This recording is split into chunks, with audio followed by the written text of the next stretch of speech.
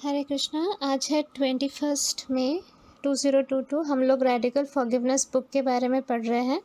हमने page number 63 तक कर लिया है, तो आज पेज नंबर 64 से स्टार्ट करेंगे। तो पेज 63 के एकदम एंड पार्ट में चैप्टर नंबर 5 स्टार्ट होता है, जो है रेडिकल फॉरगिवनेस थेरेपी। तो इसके बारे में देखते हैं कि क्या बोला जाता है। And yes, thank you very much to all the people जिन्होंने रेडिकल फॉरगिवनेस टेस्ट, जो 3 टेस्ट कंडक्ट किए थे, मैंने उसमें पार्टिसिपेट किया। And I think 70 people almost participated, और अभी भी कर रहे हैं लोग जिन्होंने मिस किया है। सो विच इज़ वेरी गुड। आप सब लोग सेंट्स हैं, क्योंकि आप सब लोग अपने ऊपर इनर वर्क कर रहे हैं। तो जैसे मैंने कहा है कि जो अपने ऊपर इनर वर्क करता है वही सेंट होता है। तो हम लोग परफेक्ट नहीं हैं, हम में से कोई परफेक्ट नहीं है, लेकिन जो भी इंसान खुद को इम्प्रूव करने की कोशिश कर रहा है एवरी डे, वही सेंट है, वही साधु है। तो congratulations all the saints of our group. मैं आप सबके साथ हूँ। मेरा प्यार और आशीर्वाद, भगवान का आशीर्वाद आप सबके साथ है। मेरे गुड विशेस आपके साथ है। तो इसी से हम लोग आगे बढ़ते हैं। ये जो अभी जो है उसको थोड़ा फास्ट लेंगे, क्योंकि इसमें सिर्फ थेरेपी के बारे में बताया गया है, मेन नॉलेज बाद में आएगा। Okay, so there is little about Jill's story that is unusual. The reality is it could be anyone's story. Jill के स्टोरी के साथ हम सबको फील हुआ कि ये हमारी भी स्टोरी कहीं ना कहीं किसी ना किसी फॉर्म में है। कम्प्लीटली उसी के जैसे नहीं है, बट ऑलमोस्ट किसी ना किसी फॉर्म में है। In fact, since the publication of the first edition of this book in 1997, many thousands of people have written, called or emailed me to say that they identify so much with it that they felt it was their own personal story. तो सब लोगों ने, जिन लोगों ने भी ये book पढ़ा था 1997 में फर्स्ट एडिशन जब उसका छपा था, तो कई हज़ार लोगों ने ऑथर को कहा था ईमेल करके, कॉल करके, कि उन्हें लगा कि जैसे ये उनकी ही कहानी है। For many of those who have read it, this compelling story has been the beginning of their healing, just as it was for Jill. तो जिन लोगों ने इसको पढ़ा मतलब आप लोगों ने जैसे अभी ऑडियो सुना, तो ऑलरेडी आपकी हीलिंग प्रोसेस स्टार्ट हो गई है। इससे हुई कि नहीं? आप सब लोग बोलिए। ऑडियो के पहले और ऑडियो के बाद आपके जो कमेंट्स आए हैं यूट्यूब पे और फेसबुक पे, उसमें आप खुद ही बोल रहे हो कि आपकी भी हीलिंग स्टार्ट हो चुकी है। आपको भी काफ़ी कुछ रियलाइज़ हुआ कि आप क्या गलत कर रहे थे। सो हमारा पर्सपेक्टिव चेंज हो गया, शिफ्ट हो गया हमारा पर्सपेक्टिव। हम जो ये विक्टिम कॉन्शियसनेस बोल के इस बीमारी में जब फंसे हुए रहते हैं, उससे हमको बाहर निकलने के लिए एक हाथ दिखा। विक्टिम कॉन्शियसनेस एक बीमारी है जो हमको अफेक्ट करती ही है, मुझे भी करती है। ऐसा नहीं कि मैं परफेक्ट बन गई हूँ, मुझे भी करती है। लेकिन क्या है, अब ये नॉलेज इतना पक्का हो गया, अवेयरनेस इतना आ गया है कि हम लोग फटाफट टर्म्स यूज़ करते हैं। मैं और मेरी फैमिली फटाफट टर्म्स को यूज़ करते हैं। अरे वैल्यूइंग इन मड नहीं करना है, आपको वो पोस्ट तुरंत याद आ जाना चाहिए, पिग वाला पोस्ट जो मैंने लगाया था फ़ोटो लगाकर, कि अरे विक्टिम कॉन्शियसनेस में नहीं रहना है, अरे रेडिकल फॉरगिवनेस करनी है यहाँ पर। सो ये जो अवेयरनेस है, यही हमारी ज़िंदगी को बदलने के लिए काफ़ी है। हम ये मान के नहीं चलेंगे कि हमारी लाइफ परफेक्ट हो जाएगी, ये पॉसिबल नहीं होता है। हाँ, लेकिन हम ये कह सकते हैं कि हम एवरी डे अब पहले के वर्जन से बेटर परफॉर्म कर रहे हैं। जहाँ हम पहले महीनों साल विक्टिम कॉन्शियसनेस में रहते थे, वहाँ पे हम कुछ घंटे या 1-2 दिन विक्टिम कॉन्शियसनेस में रहकर तुरंत उसमें से निकल जा रहे हैं, क्योंकि हमें समझ में आ चुका है यहाँ पे किसी के साथ बुरा होता ही नहीं, और मेरे साथ तो बुरा हो ही नहीं रहा है। As per the divine plan, as per the blueprint, as per मेरे ग्रोथ का जो साइकिल है, उसके हिसाब से चीज़ें हो रही है। तो बुरा मानने का, गुस्सा करने का, सैड होने का तो सवाल ही नहीं उठता। हर एक जो एक्सपीरियंस हमारे लाइफ में हो रही है, उसको एक चैप्टर जैसे देखते हैं। एक किताब है, हमारी ज़िंदगी एक किताब है। उसका एक चैप्टर, उस चैप्टर का एक पेज, हमारा एक दिन। तो अगर एक दिन थोड़ा गड़बड़ है, तो ज़रूरी नहीं कल का दिन भी बुरा जाएगा। तो हमको ये होप हमेशा रखना है। तो आज का दिन हो सकता है डिफ़िकल्ट हो, आज वो सोल स्ट्रेंथ नहीं रही। मैंने देखा एक चीज़, जब मेरा सोल स्ट्रेंथ एकदम हाई रहता है, 100% रहता है, तब मुझे विक्टिम कॉन्शियसनेस अफेक्ट नहीं कर पाती है। तब सामने वाले जो भी गड़बड़ करे, मुझे बिल्कुल भी उसका कुछ असर नहीं होता है। फॉर एग्ज़ाम्पल मेरी एक CEO से बात हो रही थी कल, तो वो बहुत ही रूड था और वो उस तरह से बात कर रहा था जैसे कि मतलब वो प्रेसिडेंट होगा, US का प्रेसिडेंट होगा, क्योंकि वो US में आता जाता रहता है। और वो मुझे कह रहा था कि मैं किसी को अप्रिशिएट नहीं करता हूँ, अगर मतलब मुझसे एक्सपेक्ट ही मत करना कि मैं अप्रिशिएट करूँ, मैं तुम्हें भी अप्रिशिएट नहीं करूँगा, ये सब बहुत कुछ कह रहा था। और मुझे बहुत हंसी आ रही थी, ज़ोर से हंसी आ रही थी, और मैं तो हंस भी रही थी उसके सामने, क्योंकि मेरा सोल स्ट्रेंथ बहुत हाई था। ठीक है। सो मैंने उसको कहा कि I have 2500 followers almost who appreciate me day and night. मतलब मेरे 2500 फॉलोअर्स हैं जो मुझे दिन रात अप्रिशिएट करते हैं। So I really do not need your appreciation at all, my bucket is full. तो मैंने कहा कि मुझे तुम्हारा अप्रिसिएशन की ज़रूरत नहीं, मेरा बकेट फुल है, so you can just chill. तो उसने जस्ट, वो एकदम शॉक्ड हो गया, वो देखने लगा कि ये इंसान कैसी है जैसे बात कर रही है, क्योंकि मुझे उसका अप्रिसिएशन से क्या मतलब है। तुम कोई भी हो भाई, आगे बढ़ो, मुझे तुम्हारा अप्रिसिएशन भी नहीं चाहिए। क्योंकि मैंने अपने ऊपर इतना इनर वर्क किया था, तो मैं सामने वाले को वो हक नहीं देती कि वो मुझे वैलिडेट करे, वो मुझे अप्रिशिएट करे तो मैं खुश रहूं, वो मुझे मेरी बुराई करे तो मुझे बुरा फील हो, ये सब नहीं। सो एवरीथिंग, कल के दिन मेरा सोल स्ट्रेंथ हाई था, मुझे हंसी I could implement the knowledge, कुछ फील नहीं हुआ। आज सुबह मेरा सोल स्ट्रेंथ थोड़ा कम हुआ, ड्यू टू सम रीज़न थोड़ा कम हुआ, तो मुझे उस इंसान पे गुस्सा आने लगा कि how dare he talk to me like this. Then मैंने एनालाइज किया, हुआ क्या, मैं तो वो सेम ही पर्सन हूँ, वो भी सेम पर्सन है, तो क्या चेंज हुआ। देन मुझे समझ में आया कि मैं जैसे ही देखो, सोल स्ट्रेंथ और एक्सपेक्टेशन एंड विक्टिम कॉन्शियसनेस, ये सब डायरेक्टली प्रोपोर्शनल है। इनको अच्छे तरह से डीपली समझो। जब सोल स्ट्रेंथ हाई, तो आप विक्टिम कॉन्शियसनेस में नहीं जाओगे, आपके एक्सपेक्टेशंस नहीं आएंगे। यही अगर आपका सोल स्ट्रेंथ लो, तो आपके एक्सपेक्टेशंस आएंगे, आपको गुस्सा आ सकता है, आप विक्टिम कॉन्शियसनेस में जा सकते हो। तो फिर रूट क्या है? रूट है सोल स्ट्रेंथ को बढ़ा के रखना। ठीक है।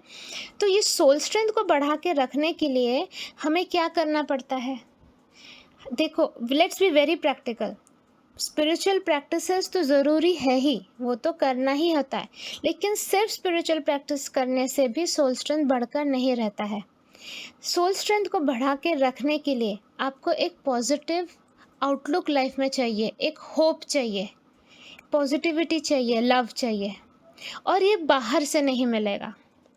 आप अपना कटोरा लेकर जितने बार भी लोगों के सामने जाओगे कि प्लीज़ मुझे थोड़ा रिस्पेक्ट दे दो, प्लीज़ मुझे थोड़ा सा प्यार दे दो, थोड़ा सा इतू से प्यार दे दो, प्लीज़ मुझे थोड़ा समझ लो, प्लीज़ मेरा थोड़ा सा टेक केयर करो, वो तुम्हें फटकार देंगे, जैसे एक भिखारी को नहीं फटकारते वैसे। तो आपकी इज्जत और घट जाएगी। तो वो कटोरा लेके घूमना तो बंद करना है फर्स्ट थिंग। अब क्या करना है? पावर हाउस से कनेक्ट करना है, दैट इज़ श्री कृष्णा से कनेक्ट करना है, और बोलना है कि प्रभु, मेरे साथ ये हो रहा है, मेरे लाइफ में ये प्रॉब्लम्स है, मैं आपकी भक्ति करती हूँ, मैं आपके रास्ते पे चलना चाहती हूँ, मैं एसेट बनना चाहती हूँ, बट समहाउ ये ऑब्स्टिकल्स आ रहे हैं। अब आप ही देख लो क्या करना है। मुझे आपके रास्ते पे चलना, आपके चरणों में पड़े रहना है, मुझे आपका काम करना है। मैं उस टाइप की भक्त नहीं बनना चाहती तो जस्ट बैठ के आपका नाम ले और कुछ काम ना करे। मैं आपके काम आना चाहती हूँ, क्योंकि ये चीज़ समझो, भगवान की डिवाइन एनर्जी हमारे थ्रू फ्लो होकर काम करती है। मतलब भगवान डायरेक्टली आके यहाँ पे काम नहीं करते हैं, उनको माध्यम चाहिए, उनको चैनल चाहिए। तो हमारे जैसा इंसान जो अपने आप को प्यूरिफाई करने में लगा हुआ है, हम भगवान के नज़र में आते हैं कि ओके, ये इसका पाइप क्लीन है तो इसमें से पानी अच्छे से फ्लो होगा। दिस इज़ हाउ दे सी, भगवान इस तरह से देखते हैं। पाइप में अगर ब्लॉकेज है, ठीक है, ऑब्स्ट्रक्शन है, तो वो एनर्जी फ्लो नहीं होगी। व्हाट इज़ दिस पाइप में obstruction? That is our victim consciousness, हमारा सैडनेस, हमारा एंगर, हमारा ग्रज। तो फर्स्ट थिंग अपने आप को बोलो कि जिस सिचुएशन या जिस इंसान के वजह से मेरे अंदर गुस्सा आया, या मेरे अंदर दुख की उत्पत्ति हुई, या मेरे अंदर ग्रज डेवलप हुआ, व्हाटएवर, क्या वो इंसान या वो सिचुएशन इतना वर्थ इट है कि इसके वजह से या इस सिचुएशन के वजह से भगवान की एनर्जी फ्लो मेरे अंदर रुक जाए? वर्थ इट है क्या? क्या इस पृथ्वी में ऐसा कोई भी वर्थ इट है जिसके वजह से श्री कृष्णा की एनर्जी मेरे अंदर से फ्लो होना बंद हो जाए? खुद को पूछो, आपका आंसर यही आएगा कि नहीं है वर्थ इट। That's it. जैसे आपने ये सोच लिया, तुरंत आपके सारे जो ब्लैक कॉर्ड्स डिस्कनेक्ट हो गए, तुरंत उस सिचुएशन से, उस इंसान से, एवरीथिंग। अब बोलो भाई साहब या बहन जी, आप जो भी हो, थैंक यू सो मच। आपके वजह से मैं अपने स्पिरिचुअल मसल्स को टेस्ट कर पाती हूँ कि अभी भी काम बाकी है। आप मुझे गुस्सा दिला देते हो, मतलब अभी भी काम बाकी है। आप मुझे विक्टिम कॉन्शियसनेस में लेके जाते हो, मतलब अभी भी काम बाकी है। तो आप जो हो वो सिर्फ एक मशीन हो जो मेरे स्पिरिचुअल मसल टेस्ट करता है, और कुछ नहीं। और जो मशीन होता है ना, उसमें इमोशंस नहीं होता। मशीन होता है। तो उस मशीन से अगर हम एक्सपेक्ट करें दया, माया, केयर, काइंडनेस, लव, उस मशीन से नहीं मिल सकता। तो ये अगर बात हम समझ ले तो हम उस मशीन से कुछ एक्सपेक्ट ही नहीं करोगे। आप अपने अलमारी से जाके बोलते हो कि ओ माय प्रिय अलमारी, थोड़ा सा मुझे प्यार दो, थोड़ा मेरा केयर करो। ऐसा कभी बोलते हो आप अपने अलमारी से? नहीं, क्योंकि आपको पता है वो नॉन लिविंग है, वो ऐसे ये सब नहीं कर सकता। तो उसी तरह आपके लाइफ में कुछ इंसान होंगे, कुछ सिचुएशंस होगा जिससे एक्सपेक्ट करना अब बंद कर दो। It's high time. वहाँ से कुछ मिलने वाला नहीं है। So just stop. ठीक है? आप लोगों को मेरा मंत्र याद आया था, मैंने टेस्ट में भी पूछा था, 1 2 3 आउट। ठीक? तो अब बोलना है 1 2 3 स्टॉप। ये इस मशीन टाइप के इंसानों से हमें कुछ एक्सपेक्ट नहीं करना है। अगर हम एक्सपेक्ट करें तो बोलना मैं उल्लू। ठीक है? दोबारा जैसे एक्सपेक्टेशन है, खुद को बोलना मैं उल्लू हूँ, इसीलिए तो मैं एक अलमारी जैसे इंसान से एक्सपेक्ट करती हूँ। राइट? तो ये कर आप तुरंत अपने आप को पहले शांत करो and connect with Krishna ji और बोले, प्रभु आई एम रेडी। मेरे अंदर सारे ऑब्स्ट्रक्शंस जो है, ऑब्स्टेकल्स जो हैं, जिसके वजह से आपकी एनर्जी मेरे थ्रू फ्लो नहीं हो पा रही, जिसके वजह से मैं आपके काम नहीं आ पा रही हूँ, चैनल नहीं बन पा रही, वो पाइप नहीं बन पा रही हूँ, उसके लिए मुझे माफ़ कर दीजिए, वो सब हटा दीजिए एंड प्लीज़ यूज़ मी। ये बोल के अर्जी डाल दो, एप्लीकेशन डाल दो, फिर देखो भगवान क्या करते हैं। जितना सिंसियर आपका एप्लीकेशन होगा, उतने जल्दी आपका एप्लीकेशन एक्सेप्ट करने के पॉसिबिलिटीज़ उतने ज़्यादा है। इतना ही करना है, बाकी आप कुछ मत करिए। उस अलमारी को चेंज करने की कोशिश मत करिए। उस अलमारी को वहीं रहने दीजिए जहाँ है। उस अलमारी को तोड़िए मत, फोड़िए मत, गाली मत दीजिए, कुछ मत करिए। जस्ट इग्नोर करिए उसका प्रेजेंस, एब्सेंस इग्नोर करिए उस अलमारी का। मतलब वो जो आपके स्पिरिचुअल मसल्स टेस्ट करने वाले जो होते हैं इंसान, उनको सिंपली इग्नोर करिए। ठीक? क्योंकि वो रहेंगे लाइफ में। आपने अपना कर्मा यूज़ करके उस मशीन को इंस्टॉल किया है अपने लाइफ में, वो रहेगा, वो चेक करेगा आपका कितना हुआ। अच्छा, तुझे लगा कि अभी तूने इतने सारे सोल पीस के पोस्ट पढ़ लिए, तूने बीजी सेशंस सुन लिए, तूने रेडिकल फॉरगिवनेस टेस्ट में 20 आउट ऑफ 20 ले लिया, तो तुझे लगा कि तू एकदम प्रिपेयर्ड है। चल, माया आंटी से कांटेक्ट करेगा वो, और तुरंत एक आ जाएगा टेस्ट आपके सामने, और आप क्लीन बोल्ड, विकेट गिर जाएगी। सो क्या करना है? उनको छेड़खानी नहीं करनी उनके साथ, उनको रहने दो जहाँ पर है। And we have to be alert. हम अलर्ट रहेंगे। ये तो कुछ लोगों के साथ इंसान नहीं, कुछ लोगों के साथ ऐसी सिचुएशंस आती है और आपको पता होता है कि ऐसी कोई भी सिचुएशन आ सकती है, तो हमको उसके लिए अलर्ट रहना पड़ेगा। हमें अपनी कमज़ोरी समझनी है। मुझे भी लग रहा था कि मतलब मुझे अब गुस्सा नहीं आएगा, ऐसे मुझे गलतफहमी हुई, लेकिन मुझे आया गुस्सा। 5 मिनट के लिए आया, लेकिन आया। तो मुझे समझ में आ गया, ओ ठीक है, गुस्सा आना गलत नहीं है। आज मैं वही डिस्कस कर रही थी ग्रुप में। एक बेसिक एक्सपेक्टेशन रहता ही है, चाहे रिलेशनशिप में एक्सपेक्टेशन हो, चाहे आपके फैमिली मेम्बर्स से एक्सपेक्टेशन हो, आपके फ्रेंड्स से एक्सपेक्टेशन हो, आपके बॉस से एक्सपेक्टेशन हो। एक बेसिक एक्सपेक्टेशन रहना गलत नहीं है। वो एक्सपेक्टेशन पूरा नहीं हुआ तो भी गुस्सा आना गलत नहीं है, लेकिन उस गुस्से में रहना गलत है। गुस्सा आया, हाँ, क्योंकि सामने वाले ने जो हरकत की that was not appropriate, that is true. आप एक रिलेशनशिप में हो, एक रिलेशनशिप में कुछ बोली ना बोले, मतलब कुछ हिडन भी कुछ रूल्स होते हैं और कुछ मुंह से बोले हुए भी रूल्स होते हैं, ठीक है। तो अगर आप वो सामने वाला वो रूल फॉलो नहीं करता है, या सामने वाला आपका केयर नहीं करता है, या आपका दिल तोड़ता है, तो तब अगर आपको बुरा लगता है, गुस्सा आता है, दैट इज़ नेचुरल। लेकिन कितने देर उस गुस्से में रहना है, ये हमें कंट्रोल करना है। तो आउट ऑफ फॉरगिवनेस करने को तो मैंने हमेशा कहा है कि पॉइंट आउट तो करना ही है कि this is not allowed, see this is not allowed, ये नहीं चलेगा। लेकिन उसके वजह से अपना मूड ख़राब करना, उसके वजह से बाकी के काम नहीं कर पाना, फिर वो वैलोइंग इन मड करना, वो पिग जैसे कीचड़ में थपड़ थपड़ करना, वो सही नहीं है। तो हो गया, गुस्सा आया, सामने वाले ने ऐसी ऐसी हरकत की, उसने हमारा स्पिरिचुअल मसल टेस्ट किया, देखा अभी भी काम बाकी है, हम गुस्सा हो गए। उसके बाद क्या बोलना है, 1 2 3 आउट, बस, ठीक है। तुम इससे ज़्यादा कुछ नहीं हो मेरे लिए, मन में बोलना, सामने नहीं बोलना हाँ, मन में बोलना है, तुम इससे ज़्यादा कुछ नहीं हो मेरे लिए, तुम सिर्फ मेरे स्पिरिचुअल मसल टेस्टर हो। You are a machine just like my cupboard, जो कि रहेगा रूम में। तुमसे मैं कुछ एक्सपेक्ट नहीं कर सकती, मैं तुम्हें उठा के फेंक भी नहीं सकती, क्योंकि मैंने ही कर्मा यूज़ करके तुम्हें रखा है। तो पड़े रहो, बस पड़े रहो। हाँ, उसको इतना भाव नहीं देना है, समझ गए। ये जैसे ही आप करने लगोगे हर सिचुएशन, हर इंसान के साथ, धीमे धीमे धीमे धीमे आपको प्रैक्टिस हो जाएगी, तब आप इतना बॉइंग बॉइंग बॉइंग बॉइंग नहीं करोगे, तब आप स्टेबल रहोगे। अब जब मैं दूसरों को देखती हूँ बॉइंग बॉइंग करते हुए, ये इतने हाई लेवल के लोगों को देखती हूँ बॉइंग बॉइंग करते हुए, मुझे हंसी आती है।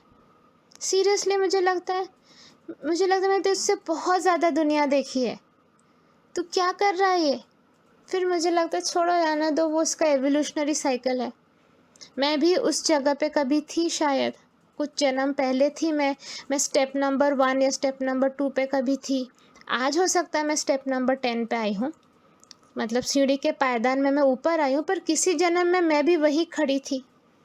तो फाइन, ठीक है भाई, तुम्हें जो करना करो भाई, लेकिन मेरे साथ ज़्यादा शाणपत्ती मत करो, मैं नहीं टॉलरेट करूँगी। अप टू सम एक्सटेंट ठीक है, जब तक मुझे हंसी आ रही तब तक ठीक है, मुझे हंसी आना बंद हो गया तो तुम्हारी शामत। लेकिन we will try not to engage and not to get involve with these discharged batteries. हमें ये इन लोगों से एंगेज नहीं करना है। हाँ, हमें तुरंत, हम जो कॉर्ड बनाते हैं ना इन लोगों के साथ, वो तुरंत कट कर देना है। कट करो, cut cut cut, go in peace, बोलो कट करो इन लोगों को, क्योंकि ये डिस्चार्ज बैटरी है, वो आपका चार्ज भी खींच लेंगे। तो इनसे बेस्ट है कि दूर रहना। अगर आपको पता चल चुका है कि ये ऐसे ही बिहेव करते हैं, और ये सिचुएशंस जो पता है कि सपोज़ कोई लोग जैसे अपने ससुराल जाने से पहले मुझसे आशीर्वाद लेके जाते हैं कि माँ प्लीज़ ब्लेस करो, वहाँ जाके पता है कि क्या होने वाला है, एंगल टेढ़ा होने वाला है, गड़बड़ होने वाली है, सास पक्का कुछ बोलेगी, जेठ जी पक्का कुछ कहेंगे। तो दीज आर दो सिचुएशंस, स्पिरिचुअल मसल टेस्टिंग के सिचुएशन। तो आपको पता है कि वो वही काम करेगा, वो सही है, वो गलत है, वो अच्छा है, वो बुरा है, उसमें नहीं जाना है, उसमें पढ़ना ही नहीं है, क्योंकि वो स्पिरिचुअल टेस्टर्स हैं, वो अपना काम करेंगे। उनसे इमोशंस एक्सपेक्ट मत करो, उनमें कोई बदलाव एक्सपेक्ट मत करो, ये हमारी बेवकूफ़ी होगी, राइट। तो ये जैसे जैसे हम चीज़ों को समझने लगेंगे, हम कम जाएंगे विक्टिम कॉन्शियसनेस में, कम एक्सपेक्टेशंस रहेगा, कम दुखी होंगे, हमारा एंगल एकदम सीधा रहेगा, हम हील होंगे। मेन पर्पस क्या है इन सारे ऑडियोज़ का? कि हम हील हो जाए हमारे ज़ख्म से। तो अब ज़रा पीछे पलट के देखो कि लाइफ में ऐसा क्या क्या हुआ जिस चीज़ों ने हमारे ऊपर ज़ख्म बनाया। किसी ने धोखा दिया, किसी ने दिल तोड़ा, किसी ने जैसे हम एक्सपेक्ट करते थे वैसे बिहेव नहीं किया। वो सारे सिचुएशंस को अपने सामने रख के बोलो इट्स ओके। तुमको मैंने अपने ब्लूप्रिंट में लिखाया था कि मुझे एक झटका दे कि मैं ऊपर स्पिरिचुअली प्रोग्रेस कर सकूं टूवर्ड्स कृष्णा। तुम लोग सिर्फ मेरे कृष्णा भक्ति के राह में एक एक पायदान थे। हो सकता है मुझे चोट लग गई पायदान चढ़ते वक्त, उस चोट को नतमस्तक करके प्रणाम करके अभी हील करती हूँ। इसमें तुम्हारी कोई गलती नहीं। अगर तुम्हारी गलती है, वो कर्म फलदाता शनिदेव का जुरिस्डिक्शन है, ही विल हैंडल। मुझे सुप्रीम कोर्ट का जज नहीं बनना। करके बोलो I am heeled, I am heeled completely. मेरे अंदर के सारे ज़ख्म भर गए हैं। मेरे दिल में किसी के लिए कोई घृणा नहीं है, कोई क्वेश्चंस नहीं है। मेरे सारे क्वेश्चंस के आंसर्स मुझे मिल गए हैं। I am heeled. आप जो भी अलमारीज, आप जो भी स्पिरिचुअल मसल टेस्टर्स, जो कुछ भी हो, आप सब, आप खुश रहो, सुखी रहो, मुझसे दूर रहो बोल के कट कट कट करो एंड देखो कैसा फील हो रहा है। हीलिंग बहुत इम्पॉर्टेंट है, वरना हम ऐसे लोगों को अट्रैक्ट करने लगेंगे। और सो ये सारा आरएफ का रीज़न ही है कि हम हील हो जाए, हम वैल्यूइंग इन मड ना करें, हम रेडिकल फॉरगिवनेस करके अपने ज़ख्म भरें। तो इस वजह से ये पूरा बुक का हम बुक को हम पढ़ रहे हैं। आप समझ रहे हो आप मेहनत क्यों कर रहे हो? इसलिए हम लोग सब मेहनत कर रहे हैं। ओके, तो आगे बढ़ते हैं। Insofar as it is typical of many apparent relationship problems, this story also provides a good example of how radical forgiveness can be applied to the quite ordinary problems of everyday life and demonstrates its viability as a radical alternative to traditional counseling and psychotherapy. It became known as radical forgiveness therapy. तो एक radical forgiveness therapy बोल के एक चीज़ को निकाला गया है जो कि बहुत इफेक्टिव है हमारे डे टू डे प्रॉब्लम्स में भी, छोटे छोटे ऑर्डिनरी प्रॉब्लम्स में भी। There is some irony in this sense, it is a principle of radical forgiveness. मतलब बेसिकली बोला जा रहा है कि जब हम ये बिलीव कर रहे हैं कि nothing wrong is happening and there is nothing to change, तो फिर थेरेपी की क्या ज़रूरत है, राइट? लेकिन यहाँ पे बोल रहे the main principle underlying radical forgiveness is that without exception everything that happens to us is divinely guided, purposeful and for our greater good. हाँ, ये तो हमें समझ में आएगा कि जो भी हमारे साथ हो रहा है वो डिवाइनली गाइडेड है, मतलब भगवान उसको गाइड कर रहे हैं, पर्पसफुल है, मतलब इट इज़ वो इम्पॉर्टेंट, उससे कुछ एक पर्पस हासिल होगा, और and for a greater good, मतलब हमारे अच्छे के लिए हो रहा है। But the very notion of therapy implies that something is amiss and needs to be change. लेकिन थेरेपी का मतलब होता है कि कुछ तो मिसिंग है और उसको बदलना है। When we go to a therapist, we expect our therapist to ask himself or herself these three basic questions. Therapist क्या पूछता है? What is wrong with this person or circumstance? What caused him or her to become this way? How can his or her problem be fixed? Since none of these questions are applicable to radical forgiveness, how can radical forgiveness become a therapeutic modality? The answer lies in the way it worked for Jill. तो जब हम ये सब कुछ कर ही नहीं रहे हैं radical forgiveness में, क्योंकि हम ये मान के चल रहे हैं कि सब कुछ divinely guided है, पर्पसफुल है और हमारे अच्छे के लिए हो रहा है, तो फिर सवाल ही नहीं उठता बाकी कुछ चीज़ों का। लेकिन फिर भी रेडिकल फॉरगिवनेस एक थेरेपेटिक मोडालिटी है, क्योंकि जैसे जिल के साथ काम हुआ। तो अब हम देखेंगे किस तरह जिल के साथ ये वर्क हुआ था। You may recall that in the beginning of the story with Jill I acted out of an implicit agreement with her that she really did have a problem, that Jeff was the basic cause of it and that the only way to react to it was by trying to find a solution. तो ये author ने क्या किया था, उसने जिल को बोला था उसके परमिशन के साथ, उसके एग्रीमेंट के साथ, कि भाई तुझे तो प्रॉब्लम तो है और इस प्रॉब्लम का रीज़न कौन है, उसका हस्बैंड जेफ है, और अब हम किस तरह से रिएक्ट कर सकते हैं इसका सोल्यूशन निकाल के। For quite some time I went down this traditional road with her. तो अभी आपको समझ में आ गया कि जब हम किसी को रीज़न बोल रहे हैं हमारे प्रॉब्लम का, वो आ जाता है ट्रेडिशनल फॉरगिवनेस। रेडिकल फॉरगिवनेस में हम किसी को अपना रीज़न ही नहीं बोलते हैं। ये क्लियर है ना? हमने इस पर टेस्ट भी लिया है, देखो मैंने। तो ट्रेडिशनल फॉरगिवनेस में किसी एक को बकरा बनाया जाता है कि भाई तेरे वजह से मुझे प्रॉब्लम हो रही है लाइफ में, उंगली बाहर। रेडिकल फॉरगिवनेस में कोई है ही नहीं जिसकी वजह से मेरी प्रॉब्लम हो रही, मेरे अपने ग्रोथ के लिए ये सारी चीज़ों को मैं अट्रैक्ट कर रही हूँ, ये सारे एक्सपीरियंसेस के थ्रू मैं जा रही हूँ। करेक्ट। तो ऑथर ने पहले स्टार्टिंग पार्ट में ट्रेडिशनल फॉरगिवनेस वाला रोड फॉलो किया क्योंकि वो ज़रूरी था। तुरंत आप रेडिकल फॉरगिवनेस किसी को समझाओगे ना, वो रिजेक्ट कर देगा।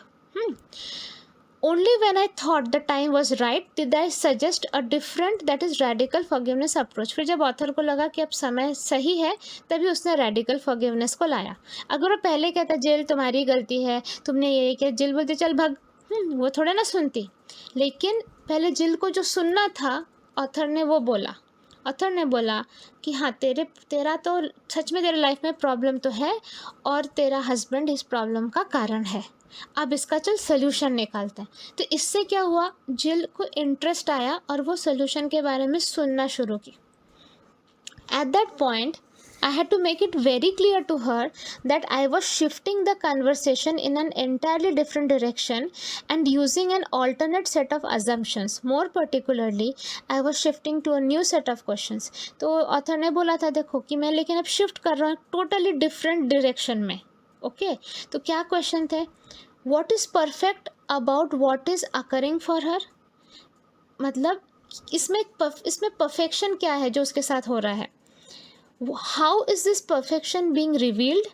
How can she shift her viewpoint so she might be willing to accept that there might be a certain perfection in a situation? So basically इन तीनों क्वेश्चन का मतलब ये है, उसके साथ एक बुरी सिचुएशन हो रही थी, लेकिन इस सिचुएशन में भी एक बहुत ही बढ़िया अच्छाई थी, परफेक्शन था। वो क्या है वो देखना इसको, मतलब ऑथर ने जिल को वो दृष्टिकोण दिखाया कि हाँ तुम्हारी सिचुएशन बहुत ख़राब है, एग्रीड, पर इस सिचुएशन में भी एक बहुत बढ़िया बात है, बहुत ही बढ़िया बात है। I can assure you that Jill's original perception of the situation with Jeff and that of all prior situations with her previous husband certainly did not jive with the idea of everything being perfect. अब जिल की जो situation थी और उसके पहले के भी उसके पहले के हस्बैंड के साथ भी जो हुआ था और उसके पहले पापा के साथ भी उसका जो हुआ था, उससे कहीं भी ऐसा फील नहीं हो रहा था कि सिचुएशन में कुछ परफेक्शन है। Indeed, she felt that what had occurred was self-evidently wrong or bad. Most people would have agreed with her. हमारे लाइफ में भी जब हमारे साथ कुछ बुरा सिचुएशन होता है, हमें उसमें कभी भी परफेक्शन नहीं दिखता, हमें वहाँ पे कभी भी ग्रेटर गुड नहीं दिखता, हमें लगता है सब कुछ बुरा है, सब कुछ बुरा हो रहा है। लेकिन as per radical forgiveness, as per Bhagavad Gita, यही कहा जा रहा है कि हमारे साथ जो भी हो रहा है वो हमारे अच्छे के लिए हो रहा है। तो जब किसी का डेथ होता है तो तब हमारे लिए बहुत मुश्किल होता है कि उसमें भी परफेक्शन ढूंढना, बट एक्चुअली उसमें भी अच्छा ही है। ठीक है, तो हम आगे बढ़ते हैं। However, as we saw, the healing occurred for her only when she realized that in fact there was no right or wrong in any of the situations, that she was certainly not being victimized, and that far from being her enemy, Jeff was her healing angel. तो जब धीमे धीमे उसकी healing शुरू हुई जिल की, तब वो धीरे धीरे देखने लगी कि उसकी सिचुएशन में कुछ सही गलत नहीं था और ना ही वो विक्टिम थी। इनफैक्ट जेफ, जो कि उसका ऐसे दुश्मन जैसे प्रतीत हो रहा था, एक्चुअली उसका हीलिंग एंजल था। She slowly began to see how at every moment divine guidance was helping her heal an earlier misperception and related false belief system that for years had prevented her from expressing her true self. Each situation, including what was happening with Jeff, was on that basis a gift of grace. तो जैसे मैंने कहा है, ये सब क्यों हो रहा है हमारे साथ? तो हम सबको परफेक्ट बनकर ही हम भगवान के किंगडम में घुस सकेंगे। अगर आपको गोलक वृंदावन पहुंचना है तो आपको परफेक्ट बनना पड़ेगा। तो वो उसके लिए हमने साइन अप किया। ज़रूरी नहीं कि सबको गोलक वृंदावन जाने की इच्छा है। जिन आत्माओं ने कहा है कि नहीं प्रभु हमको तो आपके पास आना है, उन्होंने कोर्स के लिए साइन अप किया। वो कोर्स है अर्थ में आकर हमने बोला है ओके ठीक है, अब एक बार में ही तो हम परफेक्ट नहीं हो सकते, क्योंकि हमारे अंदर बहुत सारी खामियां हैं। और प्रॉब्लम क्या होता है पता है कि जैसे सपोज़ आपने अपने आप को एक कॉलेज में एनरोल किया किसी कोर्स के लिए, तो पढ़ाई तो ठीक है, लेकिन वहाँ पे दूसरे बच्चे हैं जिनके साथ आप मिक्स होकर शायद आप ड्रग्स लेना शुरू कर सकते हो, शायद आप सिगरेट पीना शुरू कर सकते हो, शायद आप अल्कोहल लेना शुरू कर सकते हो। तो वो सब रिस्क भी रहता है। लेकिन अगर वो सब ना करके आपने कम्प्लीटली पढ़ाई के ऊपर ध्यान दिया तो आप बहुत अच्छे मार्क्स से निकल सकते हो। और आपका जो ड्रीम है, सपोज़ आपका कोई ड्रीम जॉब है, वहाँ पे आप एंटर कर सकते हो। ठीक है, तो उसी तरह से हम सबको गोलक वृंदावन जाना था है मतलब, तो हमने भी एनरोल किया इस कोर्स के लिए। अब जब हम इस कोर्स करने आए तो पुरानी जो बुरी आदतें तो थी ही, नई बुरी आदतें भी लग गई। यही सब कंटेमिनेशन के वजह से, वही मैंने कहा ना, ड्रिंक करना, स्मोक करना, जैसे कॉलेज में बच्चे लोग करने लगते हैं, हमारी बुरी आदतें लग गई। गुस्सा करना, जेलस फील करना, ग्रज रहना, विक्टिमाइज्ड फील करना, हमें भी बहुत सारी बुरी आदतें लग गई। तो जब तक हम ये सारा कचरा क्लियर नहीं करते, जब तक हम परफेक्ट नहीं होते, जब तक हम साफ नहीं होते, हम कृष्णा जी तक नहीं पहुंच सकते। इस वजह से हमारे लाइफ में हमारे ही बोलने पर ऐसे सिचुएशंस आते हैं जिसके वजह से हम हील हो जाएं। तो वो ज़ख्मों को ऊपर लाने के लिए ऐसा कोई इंसान आएगा जो हमको वो फील कराएगा, वो टेरिबल वाली फीलिंग, तब वो ज़ख्म ऊपर आएगा और तभी हम उसको राइट थॉट, राइट नॉलेज से हील कर सकते हैं। ठीक, अगर हमको नॉलेज ही नहीं रहेगा, मतलब अगर आप ऑडियोज़ ही नहीं सुनोगे, अगर आप टेक्स्ट नहीं, बस एसपी पोस्ट ही नहीं पढ़ोगे, भगवत गीता सेशंस नहीं सुनोगे, रेडिकल फॉरगिवनेस के ऑडियो नहीं सुनोगे, तो फिर आप किस तरह से आप हील होगे। मतलब आपको पता ही नहीं कि बोरोलिन कहाँ पर मिलता है, तो आप वो ज़ख्म पे दवाई कैसे लगाओगे, आपको नॉलेज ही नहीं है। ज़ख्म बन चुका है, अब दवाई तो लगानी है उसको जल्दी ठीक करने के लिए। इसीलिए ये सारा ऑडियोज़ एंड ऑल इम्पॉर्टेंट है। जब हम वो ज़ख्मों को हील कर लेंगे, हम परफेक्ट बन जाएंगे, साफ बन जाएंगे, प्योर बन जाएंगे, कंप्लीट बन जाएंगे, होल बन जाएंगे, हम कृष्णा जी तक पहुंच जाएंगे। तो ईच सिचुएशन क्या है, अ गिफ्ट ऑफ ग्रेस। तो ये लाइन अपने मन में रिपीट करो, each situation in my life is a gift of grace. ठीक है, मतलब भगवान की कृपा है। हर एक सिचुएशन मेरे लाइफ में, कितनी भी बुरी सिचुएशन है, मेरे साथ जो सिचुएशन हुई, वो आदमी जो बकबक कर रहा था, it's a gift of grace, क्योंकि उस समय मैंने उसको ज़मीन में गाड़ा नहीं। मतलब मुझे अपने गुस्से पे कंट्रोल था। मैंने अपना रिमोट उसके हाथ में नहीं दिया कि तू मुझे उछाल सकता है, तू मुझे गुस्सा कर सकता है, नहीं, गुस्सा दिला सकता है, नहीं। वो आदमी मुझे गुस्सा दिला नहीं पाया।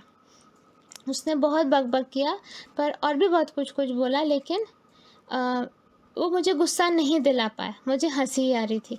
So that was fantastic. ठीक है, आज सुबह मुझे थोड़ा सा उस पर आ रहा था, बिकॉज ऑफ थोड़ा सा मेरा सोल स्ट्रेंथ कम हो गया था, लेकिन मैंने तुरंत उस चीज़ से, मैंने कृष्ण भगवान के पास जाके मैंने उनसे हेल्प मांगा, एंड मैंने बात की अपने फैमिली के साथ। और क्योंकि मेरी फैमिली को ये सारा नॉलेज पता है, तो if you have that backup tribe, तुम्हारा वो ये नॉलेज आपको रिवाइज करा देगा और फिर आप निकल जाओगे। हाँ, सो दिस इज़ हाउ मैं अपने इस चीज़ से निकल गई। चल हट बोलना, हटा सावन की घटा, कितने ऐसे कार्टून मिलेंगे, उसमें क्या करना है, राइट। तो ये चीज़ों को से निकलना, यही आर्ट है, यही सीखना है, और कोई बड़ा रॉकेट साइंस नहीं है यहाँ पे। तो जब हम हर एक सिचुएशन को एक लर्निंग, एक ग्रोथ का सिर्फ रीज़न समझेंगे, तो हमें क्या उस सिचुएशन से डर लगेगा या बुरा लगेगा या गुस्सा आएगा, नहीं आएगा। कुछ देर के लिए आएगा, तुरंत नॉलेज को याद करना है और इससे निकल जाना है। This actually makes radical forgiveness therapy less of a therapy and more of a process of education. The therapist or coach as I prefer to call him or her acts not so much out of a desire to fix someone as to enlighten him or her. तो जो therapist है इसमें radical forgiveness में, वो किसी को सुधारने की कोशिश नहीं कर रहे, वो उसको एनलाइटन करने की कोशिश कर रहा है, मतलब उसको ज्ञान देने की कोशिश कर रहा है. Radical forgiveness is a spiritual philosophy that has practical applications to people's lives insofar as it gives them a spiritual perspective that they can apply in the manner of self-help to whatever problem or situation that they are dealing with. मतलब ये जो radical forgiveness therapy है, therapy मतलब हम जो भी book पढ़ रहे हैं वही थेरेपी है, उसमें एक एक करके जो बताया जा रहा है, सोचो. तो वो क्या करता है, वो आपको एक स्पिरिचुअल पर्सपेक्टिव देता है, मतलब एक स्पिरिचुअल दृष्टिकोण आपके सामने रखेगा जिसको आप यूज़ करो अपने लाइफ में एज अ सेल्फ हेल्प, मतलब खुद को हेल्प करने के लिए. तो कोई भी प्रॉब्लम या सिचुएशन आपके लाइफ में आएगी तो आप इस नॉलेज को यूज़ करके उस सिचुएशन को प्रॉपरली हैंडल कर पाओगे. अभी तो आप कर पा रहे हो, आप 2-3 महीने पहले वाला आपका वर्जन देखो और अभी का वर्जन देखो, डेफिनेटली इम्प्रूवमेंट है, राइट. तो यही पर्पस है. अब हम आते हैं पेज नंबर 66 पे. The divine plan is not fixed. At any point in the unfoldment of one's plan, one is always at choice. मैंने बताया है हमारा फ्यूचर फिक्स नहीं है. हमारे आज के कर्म हमारा कल का भाग्य बनाता है, तो कभी भी हम अपने चॉइस के साथ उसको चेंज कर सकते हैं. Radical forgiveness helps people shift their viewpoint and make new choices based on their insight. ठीक है, तो रेडिकल फॉरगिवनेस से हमारा व्यू पॉइंट बदलता है और हम न्यू चॉइस कर सकते हैं. आज सपोज़ 5 साल पहले मैं कुछ सेम सिचुएशन में मेरा जो चॉइस होता, आज वो चॉइस बदल गया है. 5 साल पहले मैं सामने वाले को सुधारने की कोशिश करती, आज मैं नहीं करती हूँ. मैं किसी को सुधारने की कोशिश में नहीं जाती हूँ. हाँ, आप लोगों ने, जिन लोगों ने मुझे एज अ मेंटर माना है, आप लोगों को मैं डेफिनेटली सजेशन दूंगी, कभी कभार डांटूंगी आपके अच्छे के लिए. लेकिन वो जो पहले मैं कमर पे एकदम दुपट्टा बांध के सुधारने के सामने वाले को कोशिश करती थी, वो सब मैंने बंद कर दिया है, क्योंकि मुझे ये रियलाइजेशन हो गया है कि मैं खुद सुधरने आई हूँ यहाँ पर. किसी और को सुधारना मेरा काम नहीं है. वो उनके 3 स्पिरिचुअल मास्टर है जो उनको सुधारेंगे. मैं अपना सुधार कर लूँ, दैट इज़ इनफ. अब इस चक्कर में जब मैं अपना सुधार कर रही हूँ, मैं अपना एक्सपीरियंस आप लोगों के साथ शेयर करती रहती हूँ through Bhagavad Gita, through radical forgiveness, बाकी ऑडियोज़, बाकी एसपी पोस्ट के साथ, विच हैज़ हेल्प मी. जैसे कि अगर आप लोगों को ये नॉलेज हेल्प होता तो आप भी सुधर जाइए. लेकिन ये मेरा हेडेक नहीं है कि आप लोग सुधरो, ठीक है. मैं अपने आप को सुधारने के लिए यहाँ पर आई हूँ, लेकिन मैं आपको शेयर करूँगी कि इससे मेरे अंदर चेंजेस आया है. कैसे पता चलता चेंज आया है? क्योंकि जिन सिचुएशंस में मैं शायद बहुत डिस्टर्ब हो जाती या बहुत देर तक अपसेट रहती, वीसी में रहती, पेन में रहती, वो अभी बहुत कम हो गया है. मैं नहीं कहूँगी कि पूरा चला गया तो मेरी आत्मा बॉडी से निकल जाएगी, मोक्ष मिल जाएगा मुझे, लेकिन बहुत हेल्प हो चुका है. तो जब मुझे हेल्प हुआ है तो आपको भी हेल्प होगा, चांसेस तो हैं, तो you can use it. So Jill's story demonstrates how difficult making that shift in perception can be. Even with fairly obvious clues, it took a lot of discussion and a lot of processing of emotional pain before Jill became open to understanding a different interpretation. This was especially true of her former husband's supposed infidelity. मतलब ये shift of perception जो है, ये जो हमारा दृष्टिकोण बदला है, ये बहुत डिफ़िकल्ट है करना. और ये जिल के स्टोरी में समझ में आया कि जबकि एकदम सामने ही क्लूज थे, मतलब इसके केस में तो नाम भी सेम थे, सिचुएशन सेम, नाम सेम, फिर भी बहुत डिस्कशन लगा, बहुत प्रोसेसिंग ऑफ इमोशनल पेन, मतलब इमोशनल पेन में जो थी वो उसके प्रोसेसिंग, उसको निकालने में, उसको न्यूट्रलाइज करने में टाइम लगा, तब जाकर वो ओपन हुई ये समझने के लिए. ठीक, क्योंकि हस्बैंड अगर चरित्रहीन हो, वो कोई भी वाइफ टॉलरेट नहीं कर पाती है. छोटा तो चरित्रहीन, बड़ा चरित्रहीन नहीं. अगर हस्बैंड अपनी वाइफ को छोड़कर किसी और के साथ कुछ करता है, कोई वाइफ टॉलरेट नहीं कर पाती है। So this is a very big pain. और उसमें आप उस वाइफ को बोलो कि इसमें तेरी गलती है, तो वाइफ आपका मर्डर कर देगी। सो ये कंसेप्ट के लिए ओपन होना कि तूने इसको अट्रैक्ट किया है, this itself is like oh my God, इसके लिए रेडी करना पड़ता है। हम अपने लाइफ में बहुत सारे लोगों को देखो ये नॉलेज समझाने की कोशिश करते हैं, वो समझते हैं क्या? नहीं समझते। मैं खुद इतना ट्राई करती हूँ, मेरे आसपास भी बहुत सारे लोग हैं जिनको मैं समझाने की कोशिश करती हूँ कि विक्टिम कॉन्शियसनेस से निकलो, सामने वाले की गलती नहीं है, इसमें तुम्हारी गलती है। दे आर नॉट रिसेप्टिव, वो नहीं सुनना चाहते, वो ये सारी बातें नहीं करना चाहते। वो बस यही चाहते हैं कि मैं हमेशा से जैसे लविंग बात करती हूँ, मैं उनको पैम्पर करूँ, मैं उनको संभाल लूँ, बस यही। मैं अगर नॉलेज देने की कोशिश करूँ, उनको नहीं सुनना है। So this is very very difficult. लेकिन व्हाट क्या करें, दूसरों को जाने देते हैं, हम खुद सुधर जाएं। मैंने बोला ना, वही काफ़ी है। Imagine how tough it might be to sell the idea of radical forgiveness to a Holocaust victim or to someone who has just been raped or otherwise violently abused. तो कितना डिफ़िकल्ट होगा कि मतलब होलोकास्ट तो आपको पता ही है, history में बहुत ही भयंकर था ये इंसिडेंट। उसके जो विक्टिम्स थे उनको समझाना या उसको बताना जिसका अभी अभी रेप हुआ, हाँ, या कोई वायलेंटली अब्यूज है, उसको समझाना बहुत डिफ़िकल्ट है। रिसेंटली मेरे बहुत क्लोज़ फ्रेंड की बेटी की डेथ हुई, मैं उसको नहीं समझा पाई। मैंने कोशिश की उसको समझाने की, पर मैं उसको नहीं समझा पाई, मैं उसको पेन से नहीं निकाल पाई।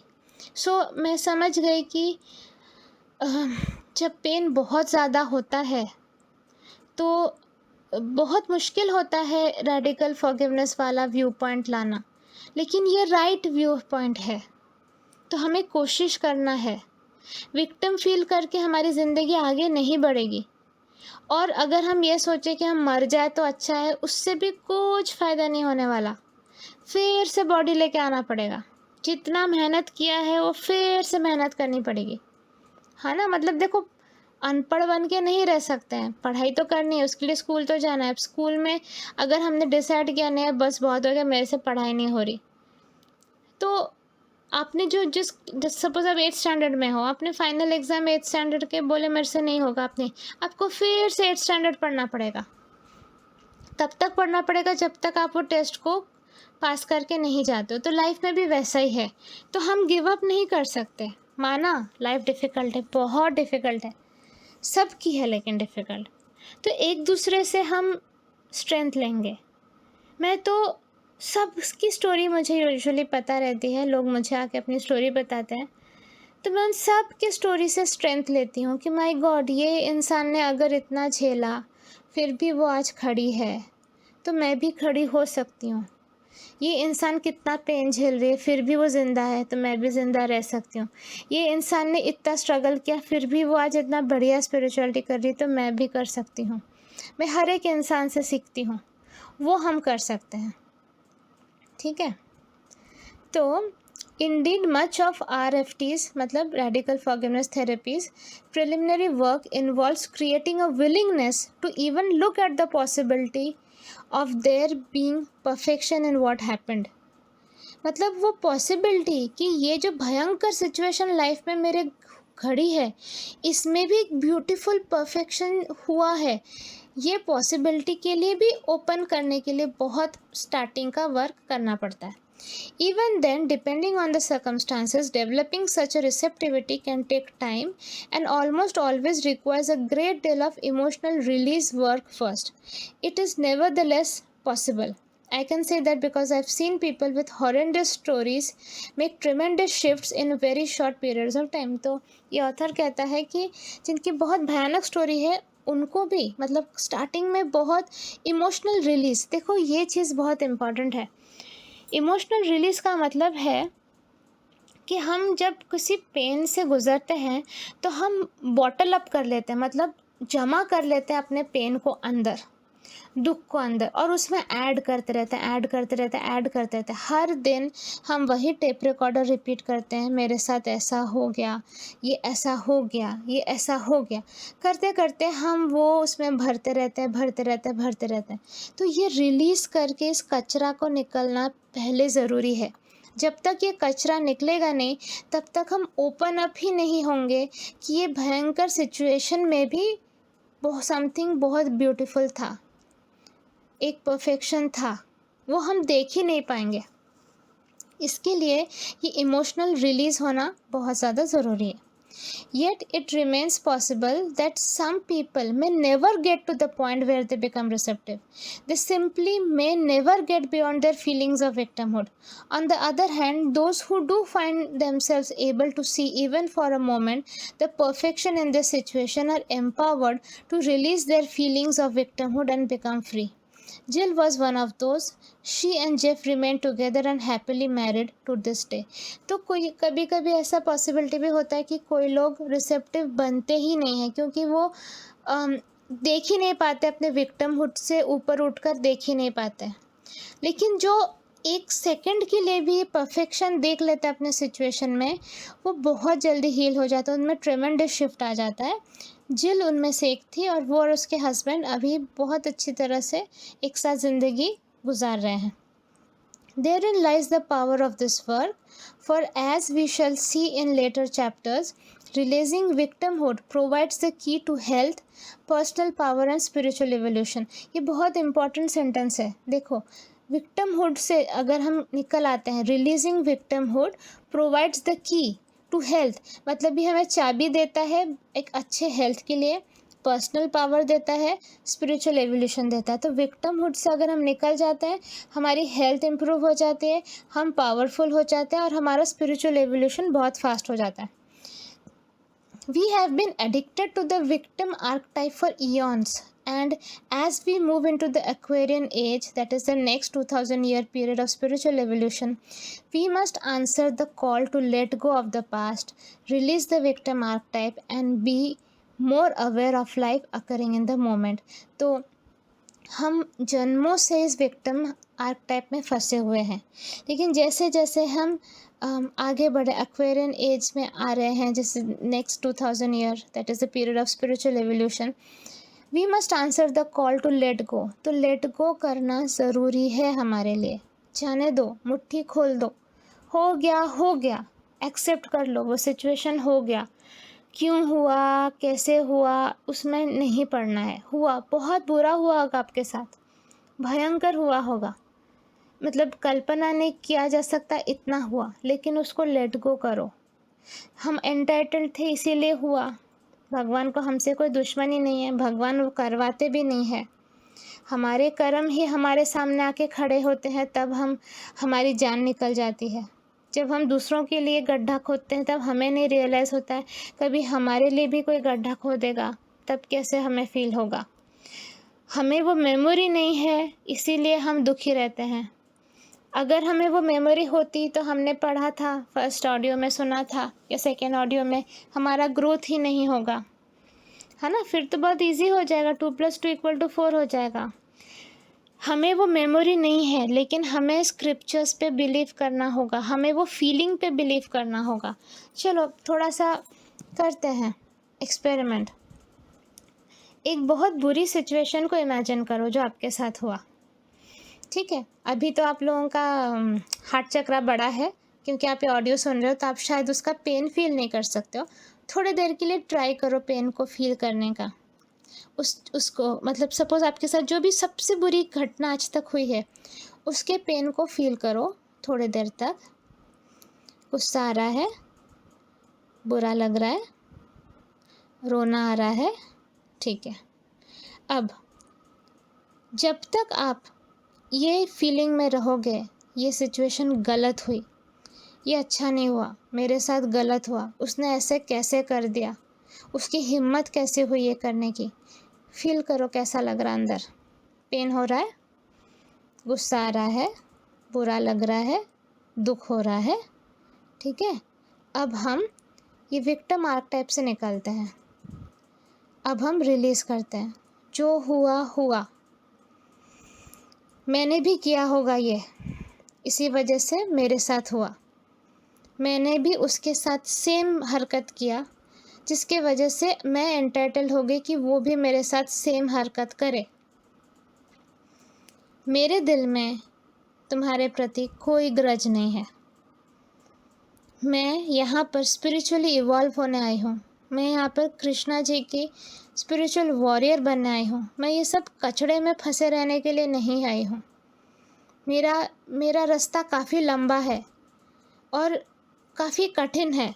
तो मैं यही सब चिंदी चीज़ों में अगर अटक गई, फंस गई, तो मैं आगे बढ़ ही नहीं पाऊँगी। मैं गोल गोल गोल गोल गोल गोल सर्कल बना के वहीं घूमने लगूँगी। फॉर एग्ज़ाम्पल, आपको केदारनाथ चढ़ना है। आप नीचे खड़े हो सोनप्रयाग में।